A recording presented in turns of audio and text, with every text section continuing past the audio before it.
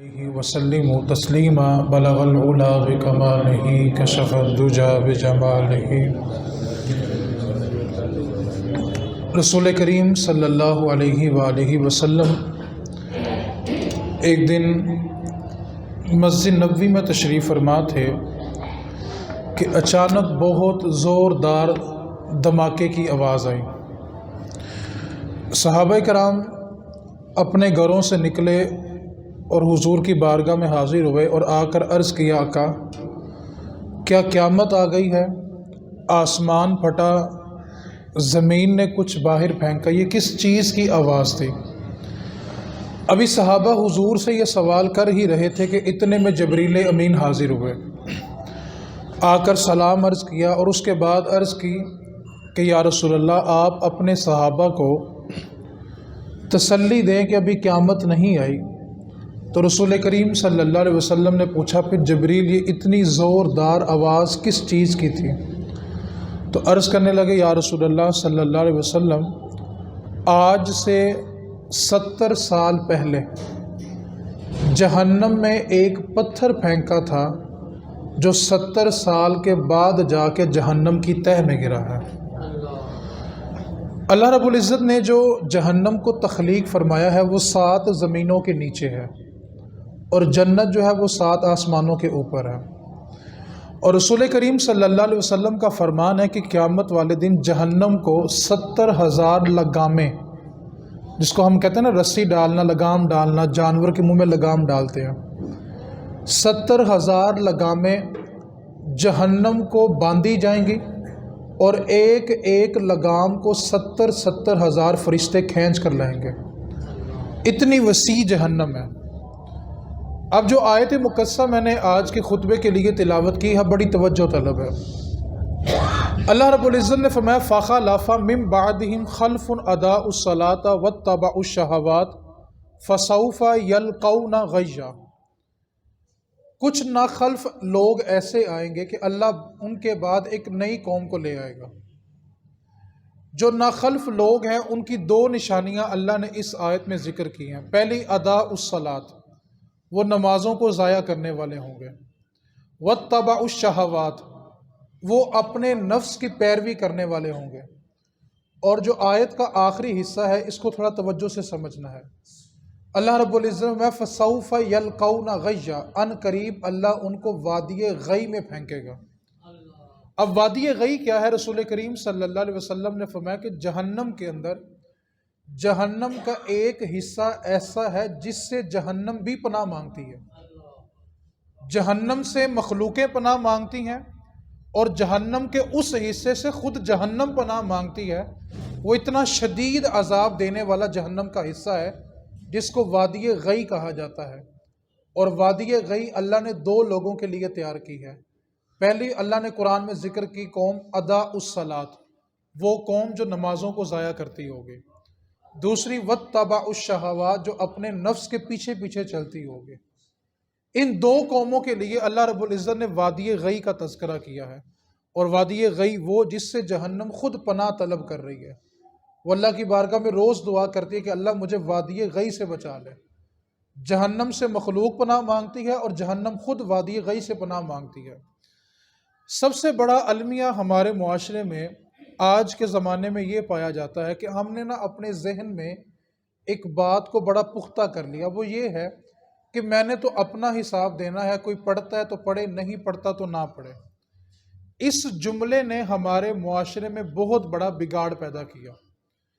امام غزالی رحمۃ اللہ علیہ کے پاس ایک شخص آیا، اس نے آ کے سوال کیا، حضور جو شخص نماز نہیں پڑھتا اس کے بارے میں کیا فتویٰ ہونا چاہیے؟ آپ نے ایک ہی جملے کے اندر اصلاح بھی فرما دی اور معاشرے کا بگاڑ سمجھا بھی دیا۔ فرمایا لوگوں کے بارے میں فتوے پوچھنے نہ آیا کرو، جب نماز پڑھنے آؤ تو ان کو ساتھ لے کر آیا کرو۔ یعنی ہم جب جمعہ پڑھ کے یا نماز پڑھ کے مسجد سے باہر قدم رکھتے ہیں تو ہماری زبان پر ایک جملہ ہوتا ہے، دیکھو یار کتنا بد نصیب ہے، جمعہ پڑھنے بھی نہیں آتا۔ چلو نماز تو نماز، یہ ہفتے بعد جمعہ پڑھنا بھی نہیں آتا۔ یار ہم نے مسجد سے باہر قدم رکھا، اس کے اوپر طنز تو کر لیا، کیا ہم نے کبھی سال میں 1 مرتبہ بھی اس کے پاس جا کر یہ کہا تھا یار آؤ میں جمعہ پڑھنے جا رہا ہوں تم بھی میرے ساتھ آؤ؟ تو ہمیں دین یہ کہتا ہے کہ تم لوگوں کے مددگار بنو. آپ ہم طنز کر لیں، میں بھی طنز کر لوں، آپ بھی طنز کر لیں، تو ان لوگوں کی اصلاح کون کرے گا؟ ہمارے معاشرے کی اصلاح نہ ہونے کی ایک وجہ یہ بھی ہے کہ ہماری اصلاح بھی بطور طنز ہوتی ہے، ہمارے جملوں میں بھی طنز موجود ہوتا ہے. ہم جب گھر سے نکلے تھے، پتہ تھا کہ یہ بیٹا ہے، یہ نماز نہیں پڑھتا، کیا ہم نے آتے وقت کہا تھا چلو میرے ساتھ؟ اگر ہمیں پتہ ہے کہ جو گھر والیاں ہیں وہ نماز نہیں پڑھتی، ہم نے کبھی جا کر ان سے کہا کہ نماز پڑھو؟ ایک بات کو یاد رکھیں، اگر آپ چاہتے ہیں کہ آپ کے گھر والے نمازی ہو جائیں، کوئی لمبا چوڑا وظیفہ نہیں ہے، ایک سادہ سا عمل ہے، بالکل سادہ سا عمل. آپ صرف 40 دن کر کے دیکھ لیں، نمازی نہ بنے تو میں ذمہ دار ہوں. جو گھر کا سربراہ ہے نا، وہ فرض نماز جماعت سے مسجد میں پڑھے، باقی سنتیں اور جو نوافل ہیں وہ اپنے گھر جا کے پڑھے. اب جب باپ گھر میں جا کے مصلی بچھائے گا اور پھر وہ کہے بیٹے سے آؤ مصلی بچھاؤ، بیٹا بچھائے گا کہ نہیں بچھائے گا؟ وہ گھر والی سے کہے چلو میں نماز پڑھ رہا ہوں تم بھی نماز پڑھو، وہ پڑھے گی کہ نہیں پڑھے گی؟ بیسیکلی ہم نے جو بنیادی دین کا مزاج تھا نا، ہم نے اس کو چھوڑ دیا. ہم نے سمجھ لیا کہ ہم اپنے فرائض پورے کر رہے ہیں تو ہم بری ذمہ ہیں. بڑی توجہ طلب جملہ. میاں شیر محمد صاحب شرک پوری رحمۃ اللہ علیہ آپ فرماتے ہیں قیامت کا دن ہوگا نا، تو جو گھر کا سربراہ ہوگا اللہ رب العزت اس کو اپنے کٹہرے میں کھڑا کرے گا اور اس کو فرمائے گا تجھے میں نے گھر کی سربراہی دی تھی، تو نے ان کی کیا تربیت کی تھی؟ قیامت والے دن سربراہ سے صرف اس کی ذات کا سوال نہیں ہوگا. آپ پہلے اس سوچ کو بدلیں. جس بندے کے ذہن میں یہ بیٹھ گیا نا میں تو پورے کر رہا ہوں، میں بری و ذمہ ہوں. آپ 28واں سپارہ قرآن کی سورہ پڑھ کے دیکھیں، اللہ فرماتا ہے کو انفسکم و اہلیکم نارا، ایمان والو اپنے آپ کو اور اپنے گھر والوں کو جہنم کی آگ سے بچاؤ. یہ تو حکم ہی نہیں ہے کہ تم نے صرف اپنے آپ کو بچانا ہے، آپ گھر کے سربراہ ہیں اور آپ کی ذمہ داری ہے کہ آپ اپنے ماتحت پلنے والوں کی پرورش بھی کریں اور ساتھ تربیت بھی کریں. ایک بات کو ذہن میں جگہ دے دیں. آپ سے میں ایک سوال پوچھتا ہوں، تھوڑا توجہ طلب ہے، ایک جملے میں بات سمجھ آ جائے گی. گھر میں اگر چولہا جل رہا ہو اور آپ کا کوئی چھوٹا سا بچہ اس کی طرف لپک جائے، باگے، تو آپ اس کو بچانے کے لیے کیسے دوڑیں گے؟ بولیں یار. آپ کو اپنی ہوش ہے، جو چیز گرتی ہے وہ گر جائے گی، لیکن آپ بچے کو بچانے کے لیے ننگے پاؤں بھی بھاگ جائیں گے، آپ کے کپڑے درست کرنے کی زحمت بھی نہیں کریں گے، آپ رستے میں کسی چیز کو ہٹانے کی زحمت بھی. آپ سب سے پہلے جا کے کس کو بچائیں گے؟ کیوں بھلا؟ پتہ ہے کہ آگے آگ ہے اور بچہ اگر اس کے قریب چلا گیا تو اس کو نقصان ہوگا، اذیت ہوگی. یار ہم دنیاوی آگ جو ایک مخلوق کی ایجاد کردہ ہے اس کے قریب ہمارا بچہ جائے تو ہم کسی چیز کی پرواہ نہیں کرتے اور ہر چیز کو چھوڑ کر اپنے بچے کو آگ سے بچانے کی کوشش کرتے ہیں. آپ تھوڑی سی توجہ فرمائیں. جہنم کی وہ آگ جس کو وادی غی کہا جاتا ہے، جس سے جہنم بھی خود پناہ مانگ رہی ہے، آپ کیا برداشت کر سکیں گے کہ آپ کی آنکھوں کے سامنے آپ کے بچے کٹ کٹ کے اس میں گر رہے ہوں؟ دنیاوی آگ سے بچانے کے لیے ہم بچے کو بچانے کے لیے ہر ممکن کوشش کرتے ہیں، لیکن جہنم کی آگ سے بچانے کے لیے کسی کو پرواہ نہیں ہے. گھر والی کو تھوڑی سی تکلیف ہو تو ہم اچھے سے اچھا ڈاکٹر تلاش کرتے ہیں، ہم اس کا اچھے سے اچھا علاج کرواتے ہیں کہ اس کو کوئی تکلیف نہیں ہونی چاہیے، میرے بچوں کی پرورش کرتی ہے. اور اگر وہی خاتون آپ کے سامنے کٹ کے جہنم کی آگ میں گر رہی ہو تو کیا تب ہم سے برداشت ہو جائے گا؟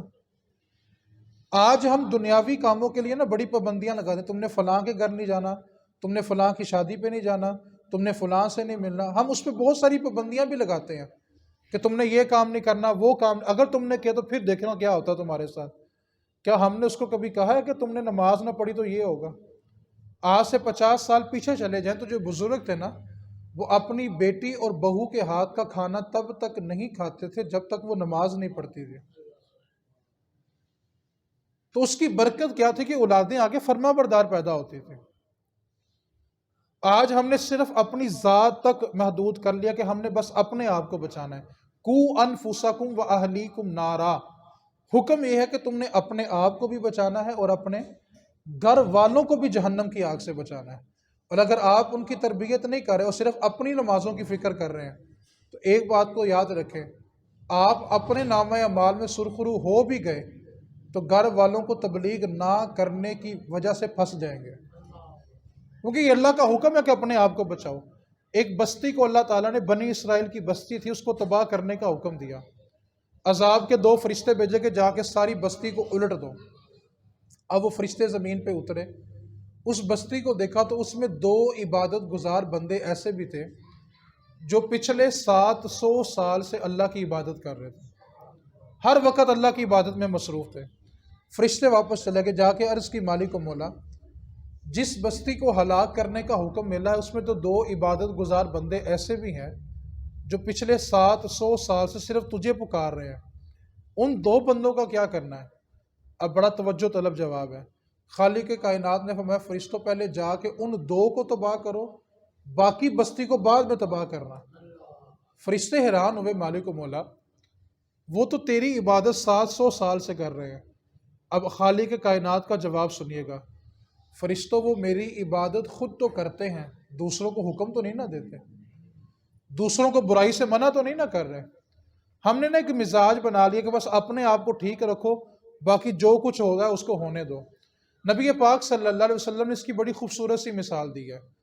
نبی پاک صلی اللہ علیہ وسلم نے کہ کشتی جو چلتی ہے نا، آپ نے دیکھا کہ آج کل جہاز بھی ڈبل منزل ہوتا ہے، جو کشتی ہوتی ہے اس کی بھی 2 منزلیں ہوتی ہیں۔ رسول کریم نے مسلم شریف میں ایک بڑی خوبصورت مثال دی ہے۔ نبی پاک صلی اللہ علیہ وسلم نے فرمایا کہ 2 منزلہ کشتی تھی، لوگ اس میں سفر کر رہے تھے، اور جو نیچے کے لوگ تھے نا ان کے پاس پینے کے لیے پانی موجود تھا، اوپر کی منزل کے لوگ نیچے پانی پینے کے لیے آتے تھے، اور جب پانی استعمال کرتے تھے تو کچھ کیچڑ کر دیتے تھے، تو نیچے والے ان کو بار بار ڈانٹتے تھے کہ تم جب بھی آتے ہو یہاں کیچڑ کر کے چلے جاتے ہو۔ جب اگلی بار وہ پانی پینے آئے تو انہوں نے کیچڑ کیا، تو نیچے والوں نے کہہ دیا کہ اب اگر تم پانی پینے آئے تو پھر دیکھنا اب تمہیں پانی پینے کی رخصت نہیں ہے۔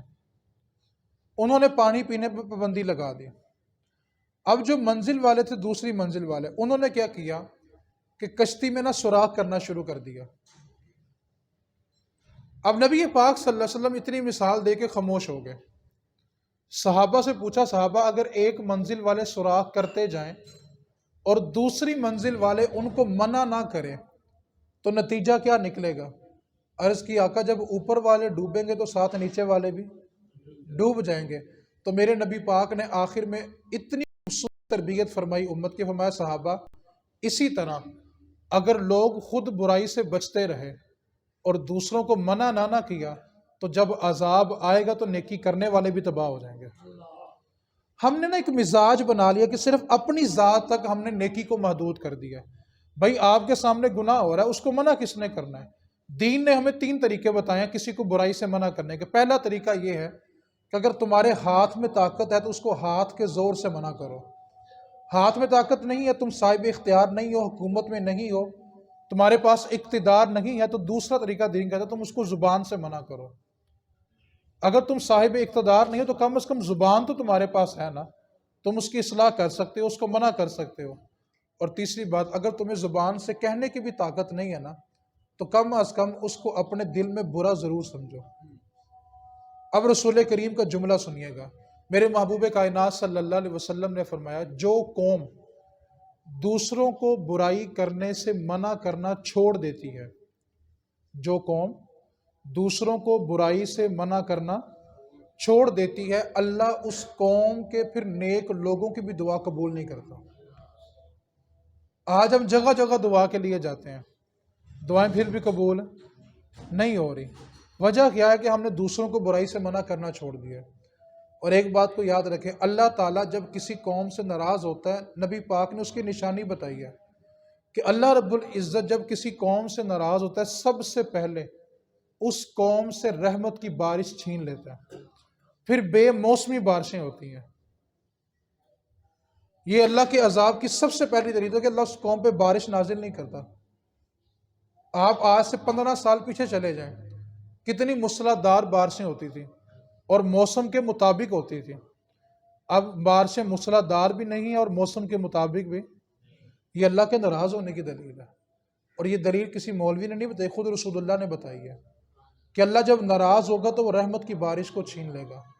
تو سب سے پہلے بنیادی طور پہ آپ اپنے ذہن میں اس بات کو جگہ دیں کہ قیامت میں حساب صرف آپ سے آپ کی ذات کا نہیں ہوگا، ایک حساب ہمارا ذاتی طور پہ انفرادی طور پہ ہوگا، اور ایک حساب ہم سے اجتماعی طور پہ بھی لیا جائے گا کہ تمہاری ذات کی وجہ سے کتنے لوگوں نے ہدایت پائی، تمہاری ذات کی وجہ سے کتنے لوگ گمراہ ہوئے۔ بعض اوقات ہمارا رویہ اتنا سخت ہوتا ہے کہ ہم اگلے کو قائل کرنا بھی چاہیں تو ہمارے الفاظ کی سختی اس کو ہمارے طرف نہیں آنے دیتی، ہمارا انداز تبلیغ بہت سخت ہو گیا۔ حالانکہ تبلیغ کرنے کا کیا انداز ہونا چاہیے؟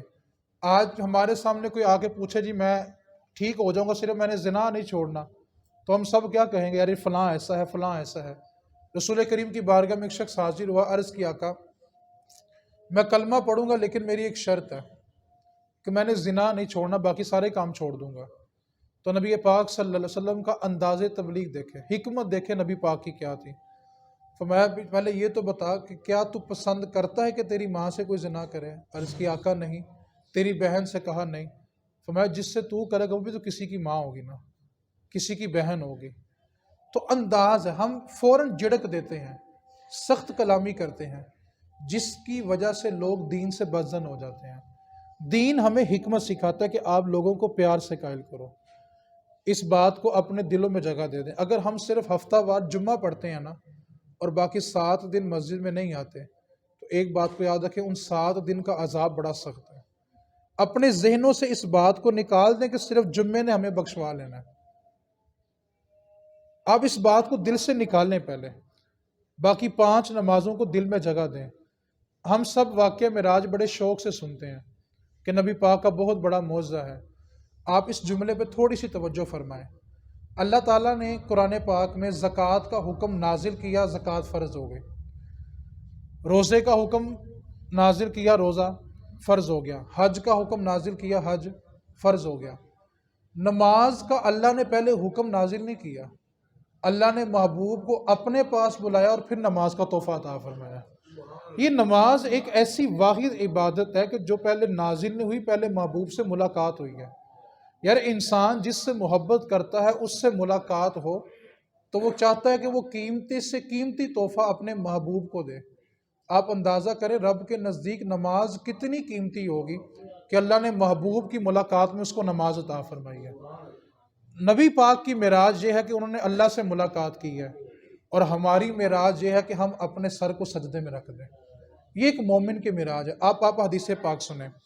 مسند امام احمد بن حنبل کی حدیث پاک ہے کہ نبی پاک صلی اللہ علیہ وسلم نے فرمایا کہ جب انسان نماز پڑھنے کے لیے وضو کے لیے پانی چلو میں لیتا ہے اور جب اس کو اپنے بدن پہ ڈالتا ہے تو اللہ وضو کے صدقے اس کے سارے گناہ معاف فرما دیتا ہے۔ اس حدیث کے بعد شرح میں جو جملہ لکھا وہ بڑا توجہ طلب ہے۔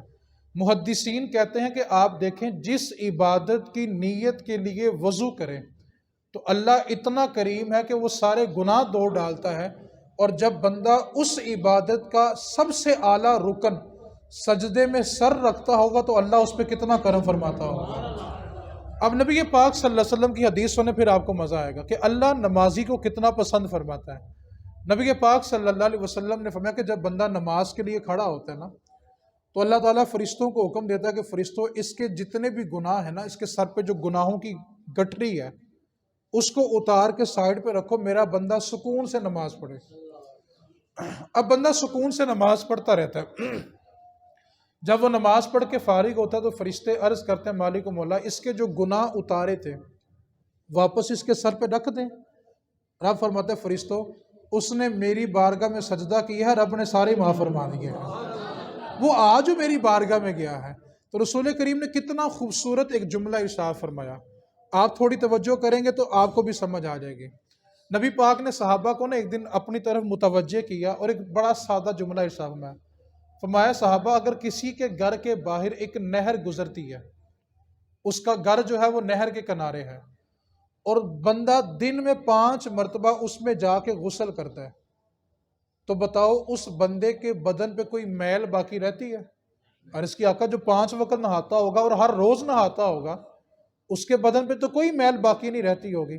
میرے محبوب نے فرمایا صحابہ اسی طرح جو 5 وقت نماز پڑھتا ہے اس کے بدن پہ گناہ بھی کوئی باقی نہیں رہتا، اللہ اس کو گناہوں سے بھی دھو دیتا ہے۔ آپ ایک بات کو تھوڑی سی دل میں جگہ دیں، نماز کے علاوہ بندے کی زندگی میں سکون نہیں ہے۔ آج ہر بندہ سکون کا متلاشی ہے، وہ در بدر کی ٹھوکریں بھی کھا رہا ہے تو صرف نماز کی خاطر۔ بہت سارے دیندار بھی ہوتے ہیں جو صرف دنیا میں دیندار ہیں، نمازیں ان کی بھی پختہ نہیں ہوتی۔ بہت سارے دیندار صرف سٹیج کی حد تک دیندار ہوتے ہیں، نمازوں سے وہ بھی محروم ہے۔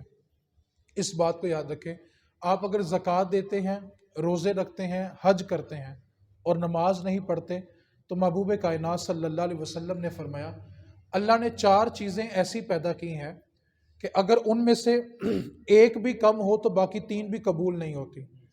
فرمایا وہ نماز، روزہ، حج اور زکوٰۃ ہے۔ تم 3 کام کرتے رہو، اگر چوتھا ایک بھی چھوٹ گیا تو باقی 3 بھی قابل قبول نہیں ہے۔ اس لیے ان 4 بنیادی جو 4 پلر ہیں اسلام کے، اس کو مضبوطی کے ساتھ تھامیں۔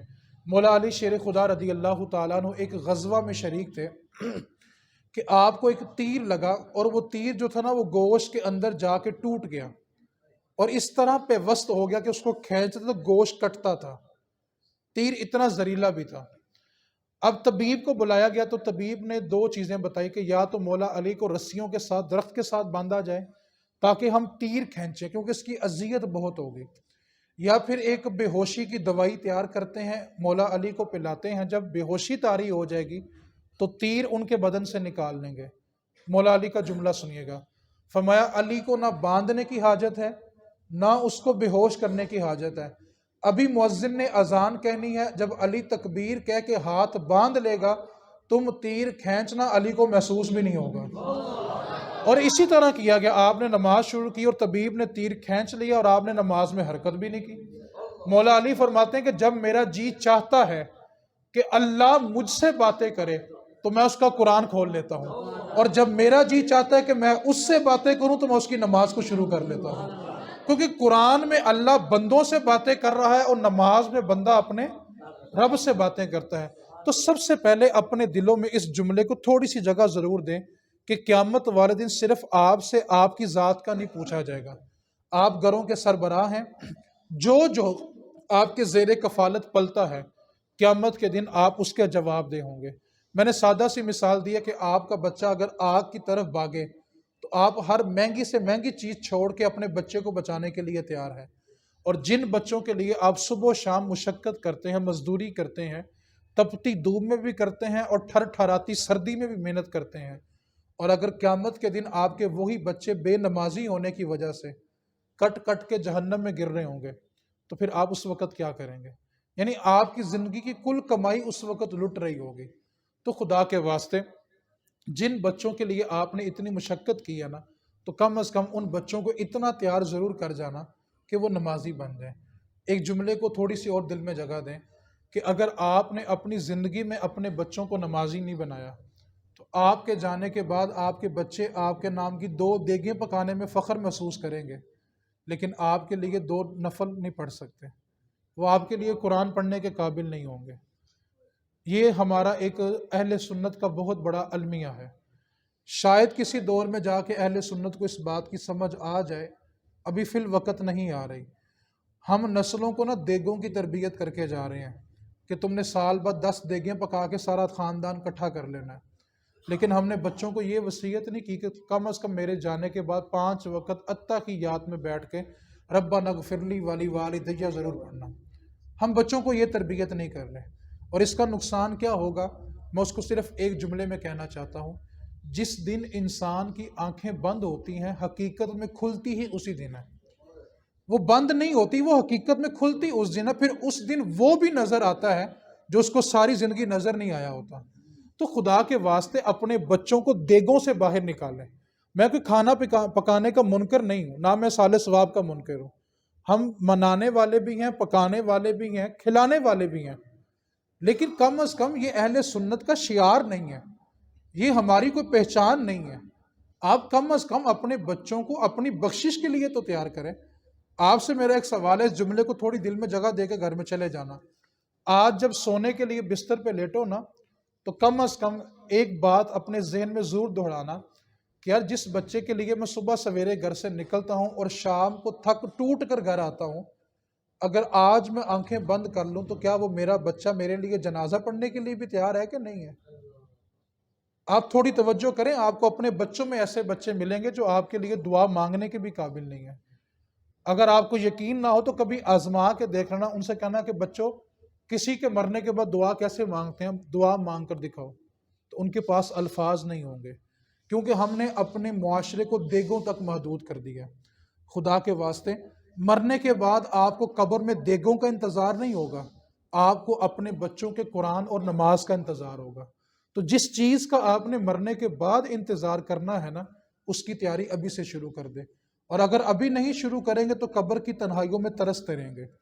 بچے سال بعد آپ کے نام پہ ساری برادری تو جمع کر لیں گے کہ میرے ابو کا سالانہ ختم پاک ہے، ان کی برسی آ گئی ہے، لیکن المیہ بلا کیا ہوگا، سارے بندے بیٹھ کے دعا مانگ رہے ہوں گے اور آپ کا بچہ اس وقت بھی لوگوں کی گود میں نا پھل رکھ رہا ہوگا، اس کو اس وقت بھی دعا مانگنا نصیب نہیں ہوتا۔ ایک بات کو اور تھوڑی دل میں جگہ دیں، آج میں بار بار کہہ رہا ہوں دل میں جگہ دیں، اور اس کو تھوڑی دے بھی دیں۔ آپ کے بچے مدرسوں سے پڑھا ہوا قرآن تو لے آئیں گے، خود بیٹھ کر ایک رکوع نہیں پڑھیں گے۔ فیصلہ آپ کے ہاتھ میں ہے کہ ایک پلڑے میں مدرسے کا 100 قرآن پڑھا ہوا ہو اور دوسرے پلڑے میں سگے بیٹے نے ایک رکوع قرآن کا پڑھا ہو، بتائیں آپ کو سکون کس سے ملے گا؟ ٹھیک ہے، اس واسطے اپنی اولاد کو نمازی بنائیں۔ اس کا بہترین نسخہ یہ ہے کہ فرض نماز مسجد میں پڑھیں، سنتیں اور نوافل اپنے گھروں میں جا کے پڑھیں۔ جب آپ گھر میں مصلی بچھائیں گے نا تو چھوٹے بچے خود ہی ٹوپی لے کے آ جائیں گے، چھوٹی بیٹی خود سکارف لپیٹ کے آئے گی۔